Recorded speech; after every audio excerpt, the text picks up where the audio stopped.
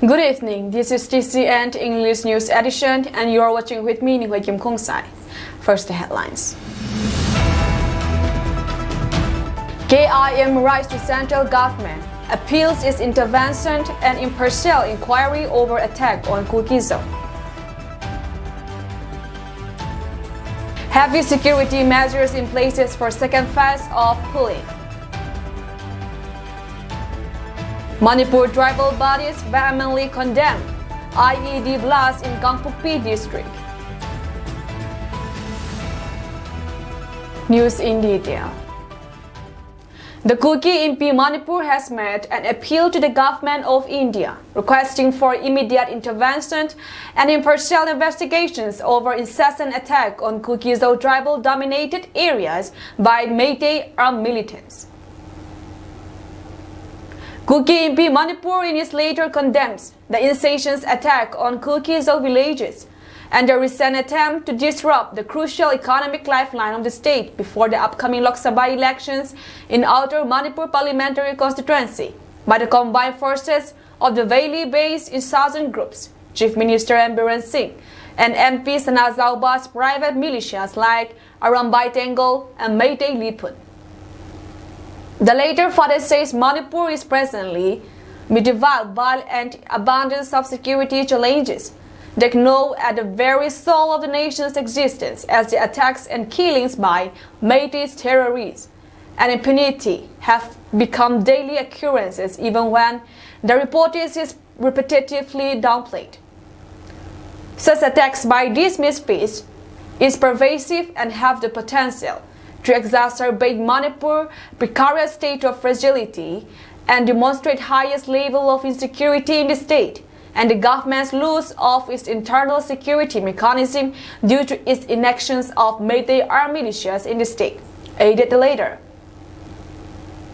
By all accounts, Arambai Tengol, Meitei Lipun and Meitei CSOs including Kokomi and Meira Paibis who introduced the notions of narco-terrorism and Burmese illegal immigrants as a pretext to justify the continuations of the state-sponsored ethnic cleansing against the minority Kuki-Zo tribal Christians should be held accountable, as the ongoing crisis in Manipur is all about annihilations and grabbing of land belonging to minority community in the state. The impunity of Meitei perpetrators who openly call for such annihilations and inactions of the state forces due to communal bias and delusions of justice against such perpetrators is the main reason behind the continuations of violence in Manipur. Furthermore, it is imperative for the sake of justice that all perpetrators pertaining to the ongoing ethnic cleansing should be held accountable and brought to justice as per the law of the land. But innovations of ethnic or communal affiliations in criminal investigations risk inflaming tensions and undermining the impartiality of law enforcement. Therefore, central investigative agencies should investigate the issue and pursue justice based on evidence and legal principles, not on ethnic or tribal lines, which will further fuel the ongoing conflict. Furthermore, Government of India should ensure the safety and security of the minority community by initiating legal actions against CM and Biren Singh and his cohorts and stop embarking on communal agenda against tribals and immediately intervene and expedite the Kuki-Zo tribals' demand for separate administration for lasting peace.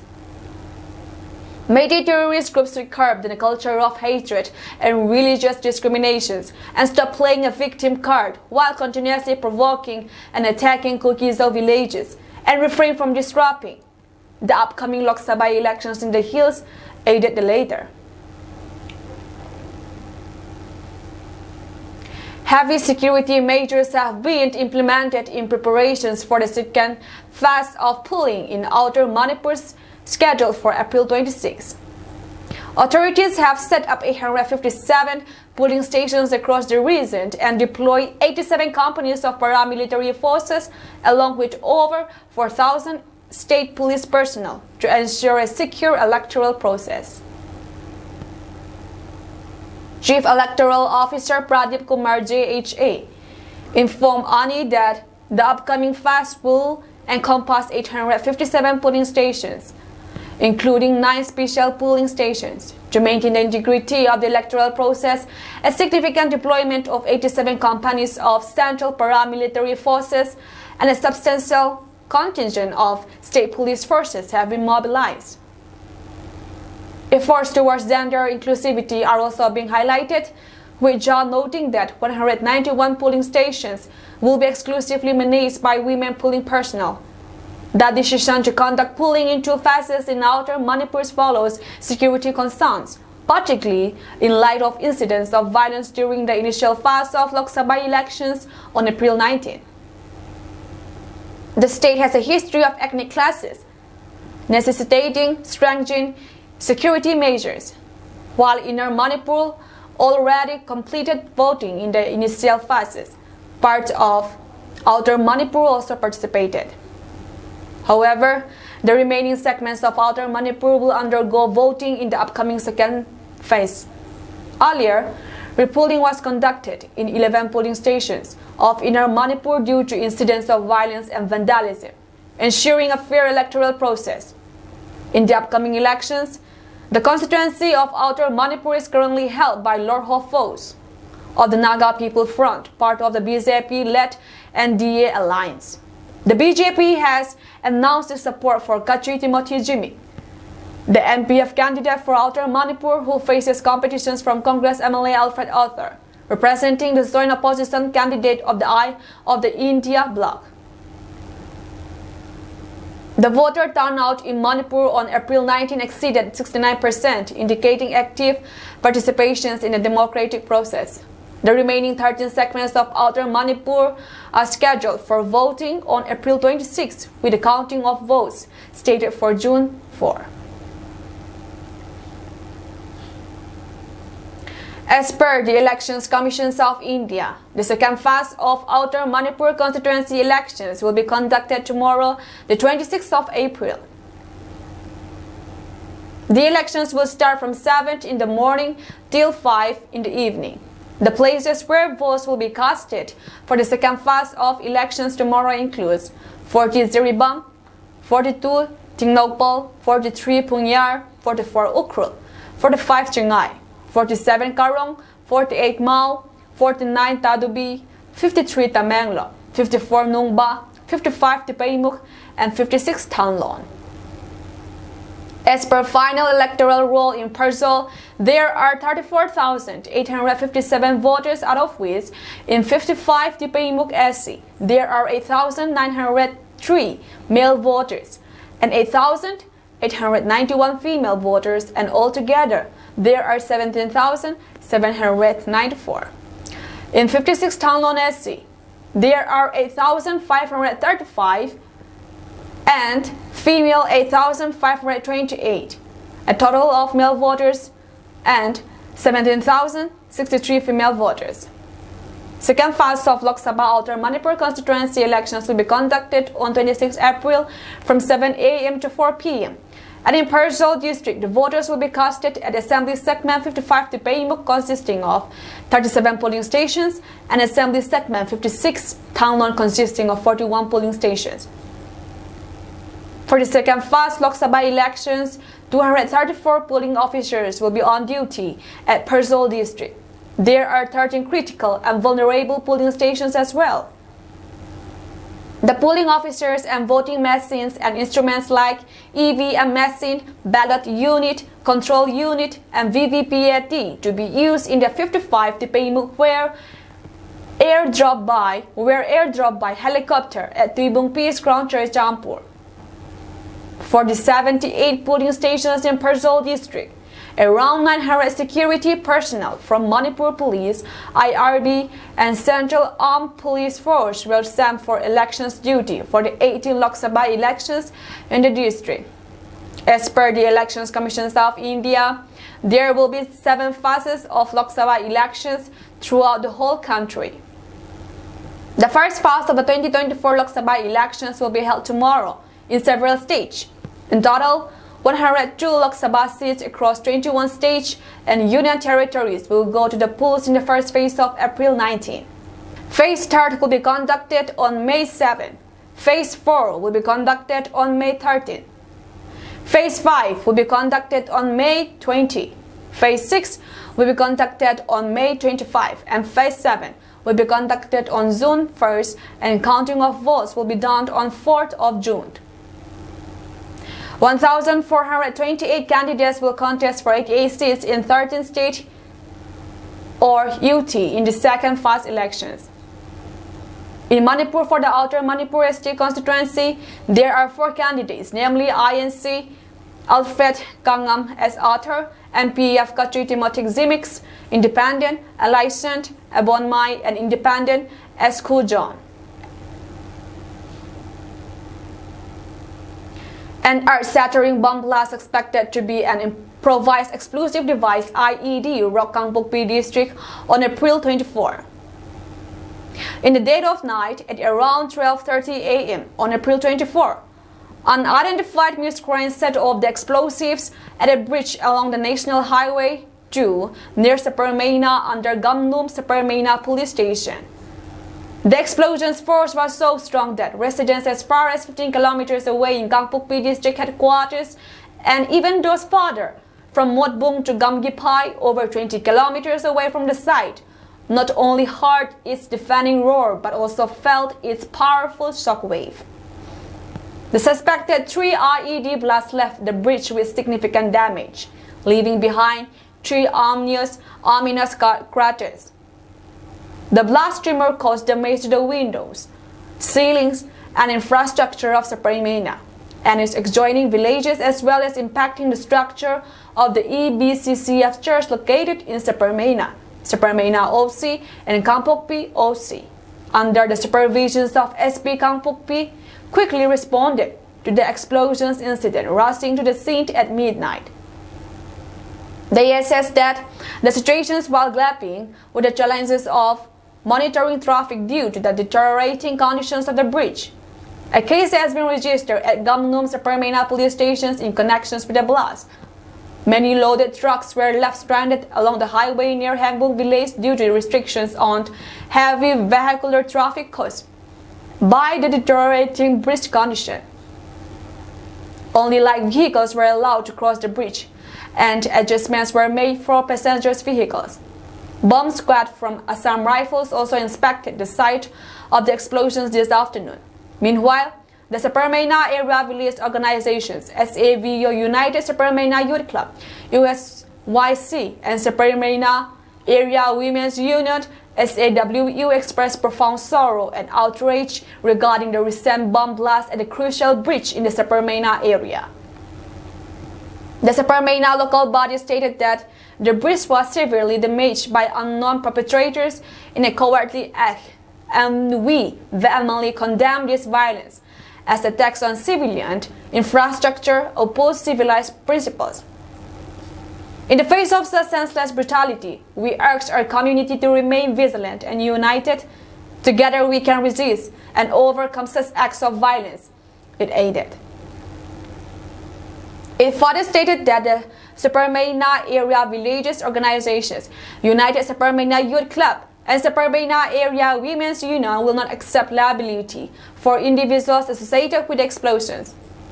The Committee on Tribal Unity, or the Kotu Cedar Hills, also condemned the incident in the strongest terms. NG Loon Kipgan, Kotu's media cell coordinator, said that the ASEAN Highway is not a lifeline of the Kuki community, but all communities residing in the district.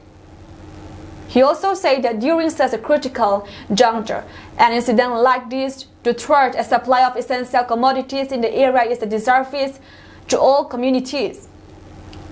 He emphatically stated that the Committee on Tribal Unity will not stand for such acts of violence and will vehemently oppose them. The Kuki Women Union Cedar Hills also vehemently condemned the bomb blast incident, stating that it is a cowardly and reprehensible act that has caused devastations and heartache to women and children. It also stated that such acts of violence have no place in any society and must be condemned in the strongest of possible terms. The Kuki Students Organization Cedar Hills also condemned the incident. The Committee on Tribal Unity vehemently condemns yesterday incident where unknown miscreant had blown off a bridge at Sapamaina, which is a lifeline not only to the Kuki-Zo community, but for all the community that's living in Sadar Hills, Kangpopi. Now, what is saddened is that at this critical juncture, where the minority Kuki-Zo tribals have been oppressed by the majoritarian community, such incidents to thwart a supply of essential items here in the area is a disservice for all communities. Therefore, vehemently oppose such incidents, and along with that, there's an ongoing aggression, a firing at Pailang, Lawang Sanggol since yesterday. Now we would like to appeal to the center government to take cognizance of this incident, and how long do we have to suffer for you to bend down and look into our situation. The thunderstorm that swept across the state on Wednesday afternoon caused substantial damages to properties and snapped power lines in different areas. Meanwhile, Manipur State Power Company Limited (MSPCL) has informed that power supply will not be available in Kakching, Cherazampur, Moreh, Chandil, and Ilangkangpukpi areas due to damage to power lines and other infrastructure by the storm. In a release, MSPCL Deputy General Manager K.S. David Kumar Singh informed that 3 AC towers of 400 kV PGCI URAM bomb to Thobal collapsed, while 2 AC towers of the same line have suffered structural damage. Further, 132 kV Thobal to Kakching DC have been damaged at several places. The restorations of the damaged towers and line will take time, it mentioned. Among others, tin roofs of numerous houses were blown away by the storm at Wangoy and Malom under Imphal West District. In Imphal East District, the storm left a trail of destruction in Zanam, Sandrock, and Irilbung areas, while Irilbung to Yairipok Road was blocked for some time as trees uprooted by the gusts of wind felt on the road. Similarly, a hailstorm struck Ziribam district around 4:30 p.m., while the accompanying strong wind uprooted trees, damaged houses and outhouses, and snapped power lines. Uprooted trees affected vehicular movement along National Highway 37 for around an hour, with many other roads remaining impassable till late evening. In Thobal district, roof sheets of around 15 houses were blown away at Lisamlok village under Wangkem Assembly constituency by the storm that lashed the district from around 2:30 p.m. Wednesday. The damaged properties belong to A.S. Lata, A.S. Temratio, A.S. Amgo, L. Winston, A.S. James, A.S. Samson, S. Hangpa, A.S. Temray, A.S. Paiso, M.S. Joseph, S.P. Ningtamla, H. Ningam, and H. Wungreingam. Similarly, rooftops of houses of Yumlimbam Nanao of Nongpok Sekmai and Yumnam Tikan Sink of Nongpok Sekmai Awang Leikai were blown away by the storm. A saw belonging to Wangkem Ibemhal, wife of W. Siamkan Hai at Waito, Torong Laubi, several stalls at Waito along National Highway 102. Waito Police Outpost, a Merapai set at Waito, and a house at Yairipok, New Tonai were also damaged in the storm. Storm accompanied by hail also destroyed properties at Ka, Sanzibam, Leimaram, Oinam Nacho, Kapos, Changba, Taupokpi, Upokpi, Ningtokong, Isho, Ohang Command, Leimapokbam, and Nambul, Lorembam villages in Bisnupur district on Wednesday. Many families were literally left alone without a roof over their head due to the storm in different parts of the district as well. A market shed in Leimapokpam collapsed while traffic stopped in Tidim Road for several hours because of fallen trees on the road. The roofing seats of many houses, including bombs, were damaged by the hailstones and strong wind that swept from around 2:30 p.m. on Wednesday at Dolong Jiru village, Nonai district. According to the village chairman, many horticulture farms or orchards were also damaged by the hailstones, while trees were uprooted due to the impact of strong wind.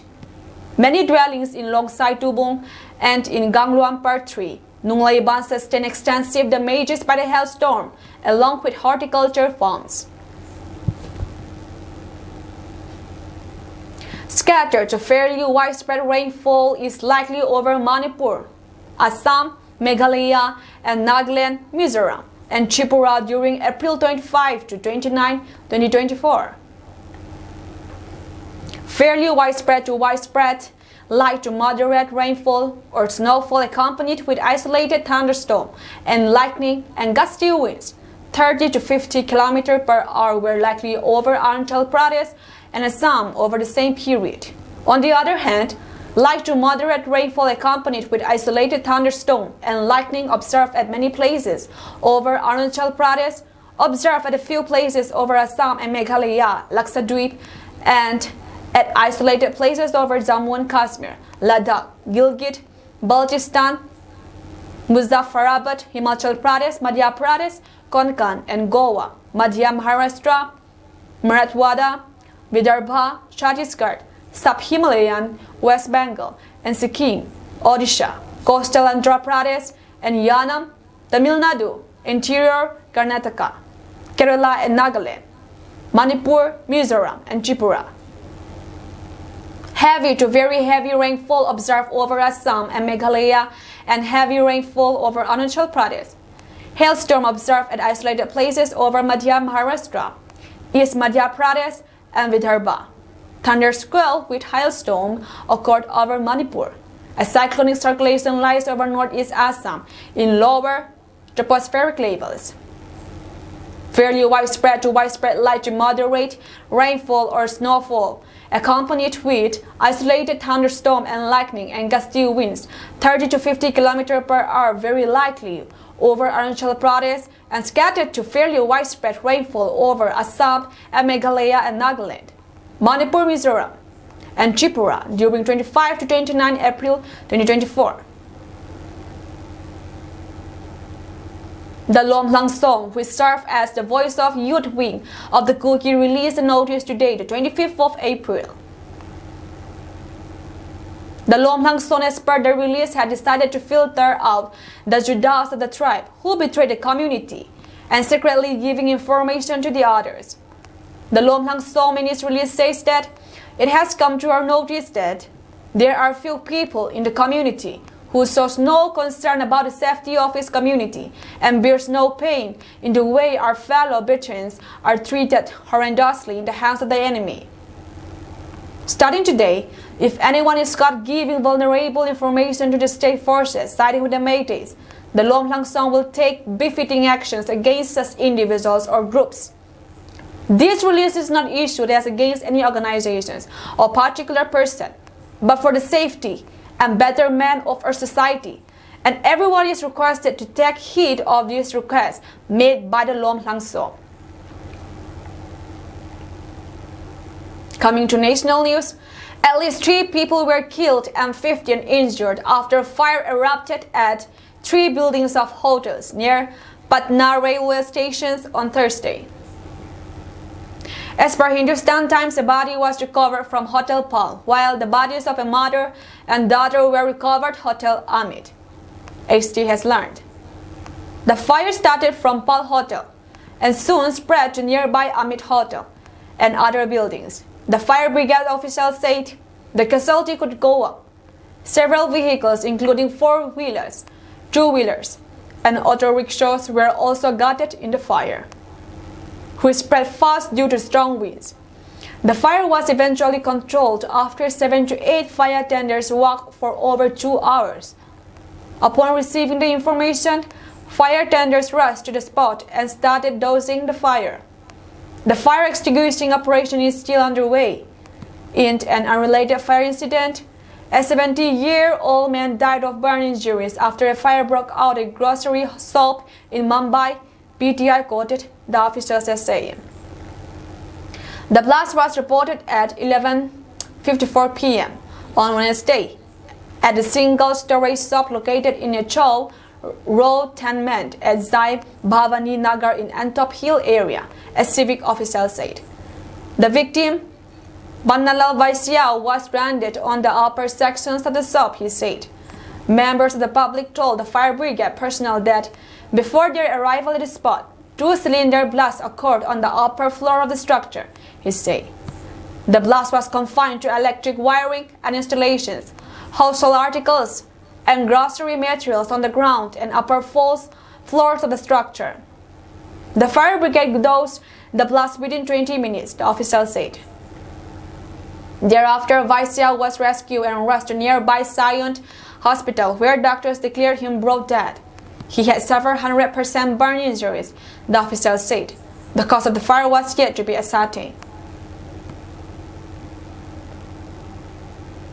In a coordinated early morning operations on Thursday, Bangladesh repatriated 288 members of Myanmar security forces who had sought refuge across the border. This group included members from the Myanmar Border Guard Police, BGP, Army, and immigration units. According to the Border Guard Bangladesh BGB, the operations commenced at 6 a.m. at a site managed by the Bangladesh Inland Water Transport Authority, BIWTA. The repatriations involve a carefully staged handover of the individuals to the Myanmar BGP. Prior to the handover, Myanmar officials confirmed the identities and checked the documentations of all returnees. This incident marks the second recent repatriations of Myanmar personnel to their homeland from Bangladesh, following their February 16 return of 330 officials, including BGP members, army personnel, and customs officials, under stringent security measures. Bangladesh ordered and intensified security vigil on its border with Myanmar amid ongoing fighting in Myanmar between the junta troops and the rebel fighters Arakan Army, which is active in the bordering Rakhine region of Myanmar. The junta is facing coordinated offensive near the borders with China, India, Bangladesh, and Thailand, and according to analysts, it is the biggest threat to its rule since its seized power in 2021. Bangladesh's border with Myanmar stretches 275 kilometers from the tree point with India in the north to the Bay of Bengal in the south. In the first, the Elections Commission on Thursday issued a notice to BJP President J.P. Nadda seeking his comments on complaints against Prime Minister Narendra Modi for indulging in hate speech in Rajasthan during the Lok Sabha campaign. Similarly, it also sent a separate notice to Congress President Mallikarjun Kharge for his comments on BJP's complaint against himself and former party chief Rahul Gandhi on charges of making speeches that create linguistic and cultural divide and leveling allegations against Modi. The pool panel did not directly name the Prime Minister, Rahul or Kharge, in its communication, but shares copies of the complaints against them which were submitted to it.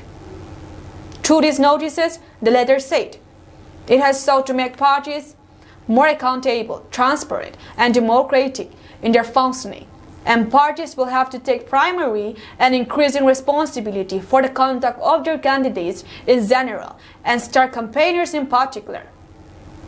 Both Nadda and Kharge have been given time till 11 a.m. on Monday, April 29 to respond to the notices, while saying that the star campaigners will continue to remain responsible for speeches they made through the EC which address party presidents on a case-to-case basis. It was not immediately clear whether individual notices were issued to Modi, Kharge, and Rahul in their names.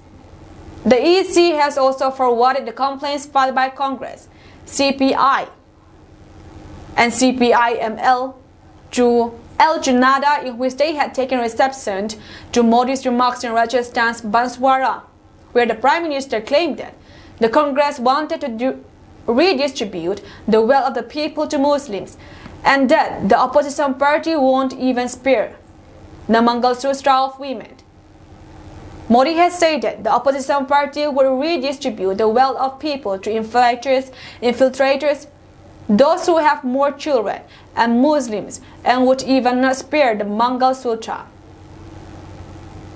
In the almost identical letters, the EC asks the party chiefs to bring to the notice of all star campaigners to set high standards of political discourse and observe provisions of Model Code of Conduct in letter and spirit. Citing the sections 77 of the Representations of the People Act 1951.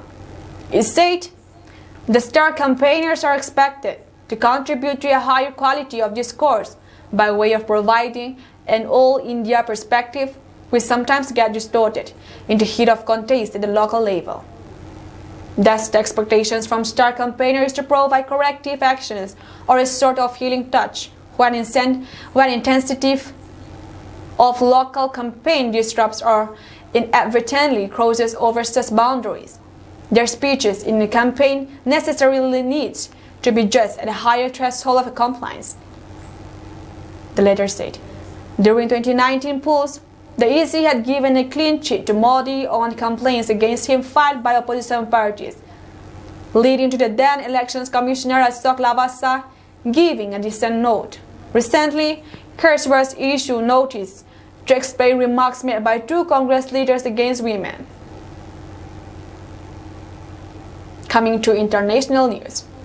Israel said Wednesday it is moving ahead with its planned operations in the southern Gaza city of Rafah, despite international outcry over fears for the 1.5 million Palestinians sheltering there.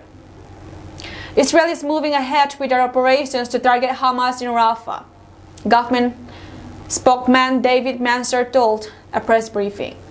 The 4th battalions which remained in Rafah cannot be shielded from Israel. They will be attacked. Mansour added that 2 reserve brigades has been mobilized for defensive and tactical missions in Gaza against the Palestinian Islamist movement.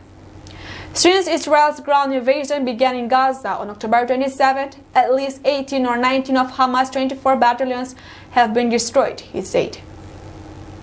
Prime Minister Benjamin Netanyahu has said repeatedly that Israel will press ahead with a threatened assault on Rafah, the last major population center in Gaza that Israeli ground troops have yet to enter. The hawkish premier has said that the destruction of the remaining 4 Hamas battalions in Rafah is vital to his government's war, aim of destroying the Islamist group in Gaza. A majority of Gaza's 2.4 million people have taken refuge in Rafah, many sheltering in makeshift encampments. Countries, including Israel's top ally, the United States, have warned Israel against sending troops into Rafah, fearing huge civilian casualties. A full-scale military invasion of Rafah would have an enormous harmful effect on civilians trapped there and would ultimately hurt Israel's security, U.S. State Department spokesman Matthew Miller said earlier this month. Red Cross official Fabrizio Carboni said humanitarian groups had no knowledge of reported plans to move Rafah residents away from the city ahead of the assault. There is no condition for military operations without devastating humanitarian consequences, he told AFP on Tuesday. Hamas wants a permanent ceasefire in Gaza, which at this stage is unacceptable to Netanyahu, who has vowed to eliminate all Hamas battalions. Mansour said that at least 26,000 terrorists were killed, apprehended, or wounded on the battlefield during the war in Gaza so far. The war broke out after Hamas militants attacked Israel on October 7, resulting in the deaths of 1,170 people, most of them civilians, according to an AFP tally of Israeli official figures. Israel's retaliatory offensive against Hamas has killed 34,262 people in Gaza, most of them women and children, according to the Hamas-run territory's health ministry. That's all from us tonight, and we thank you for joining our program.